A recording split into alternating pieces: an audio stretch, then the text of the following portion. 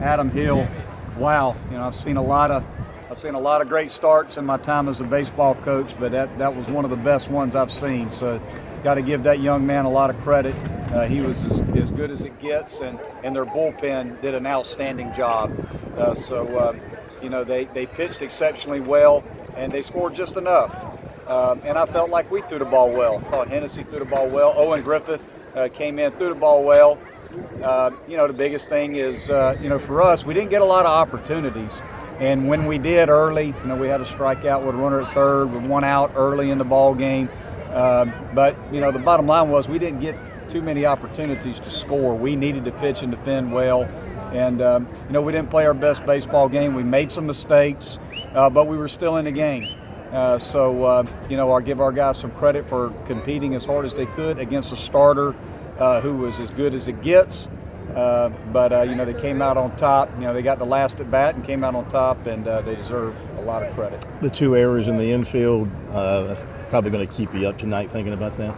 No, not really. I mean, it happens. It was a pop-up. It's the first time we played under the lights. It's not an excuse. We got to make that play. We make a good pitch. We get a pop-up in the infield that would have ended the inning. And, Birdie just didn't make a play.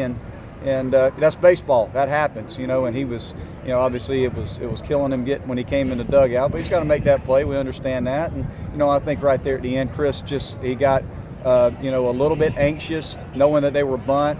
He vacated first base too early, which you can't do. We got to do a better job of coaching him right there and making sure he understands that we got to see bunt first. Riley tried to pick, and Chris was vacating first a little bit too early, knowing that they were going to bunt. And, the pick attempt went down the line and, puts the winning run at third base. So that was a mistake on our part, but that's our fault as coaches. We got to do a better job of coaching our players, making sure they understand in those situations what they're doing.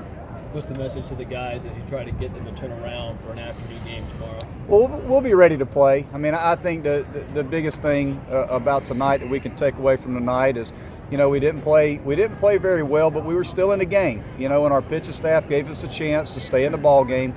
We've got to be more disciplined. We preached and preached and preached discipline coming into this game. Just watching the video on Hill, he pitches up in the zone with the fastball, But his slider was really good tonight. I mean, he looked like a guy that's got to go in, as a high pick in the draft tonight. He was very impressive. So just need to be a little more disciplined.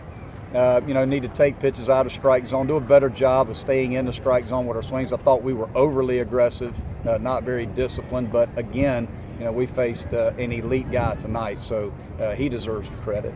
Coach, third straight year that Seth hit a home run here in Columbia. He doesn't seem to be a guy that gets too high or too low for anything, but he really gets up in this series, doesn't he? Well, he's just a good hitter.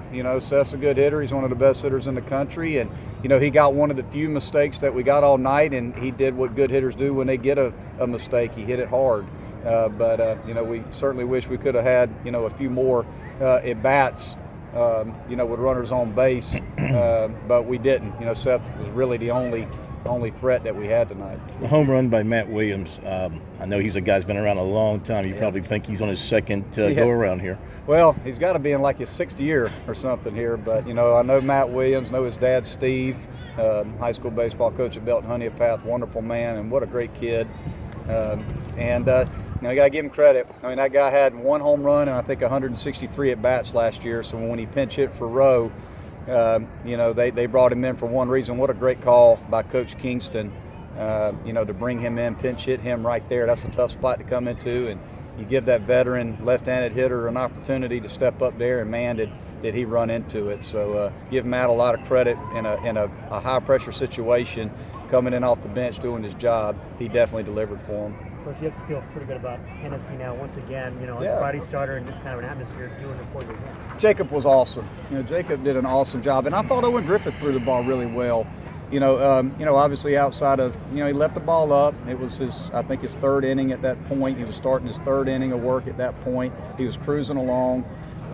He left the ball up, and you give Matt Williams, a lot of credit for the swing that he took. And Riley's going to be Riley. Riley's going to be fine.